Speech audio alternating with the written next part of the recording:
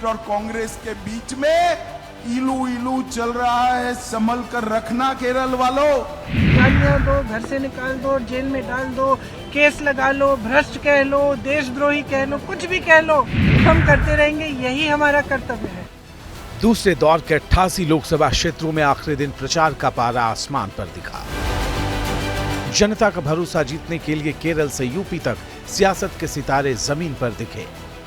कड़ी धूप के बीच मेहनत का रंग कुछ अलग ही था। सबकी निगाहें उन चर्चित सीटों पर टिकी थी जहां से दिग्गज मैदान में हैं। हेमा मालिनी मथुरा से चुनाव लड़ रही हैं। यहां प्रचार थम चुका है और अब फैसला वोटरों के हाथ में है।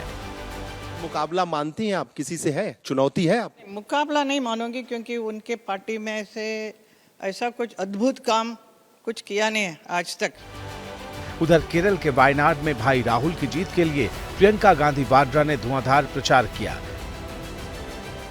प्रियंका ने वायनाड में बीजेपी पर गिन गिन कर हमला बोला। ऐसा लगता है कि बौखलाए हुए हैं, बहकी बहकी सी बातें कर रहे हैं, पता नहीं कौन से मुद्दे उठा रहे हैं।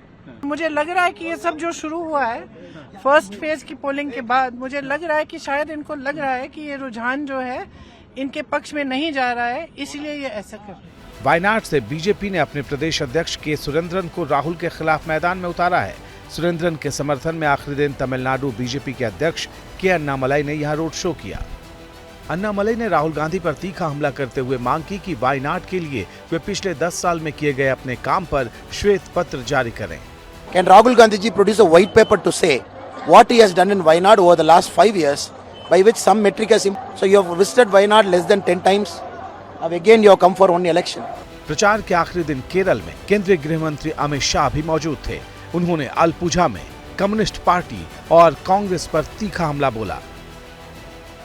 दिल्ली में तो एक मंच पर आते हैं, केरल और बंगाल में आमने सामने लड़ते हैं।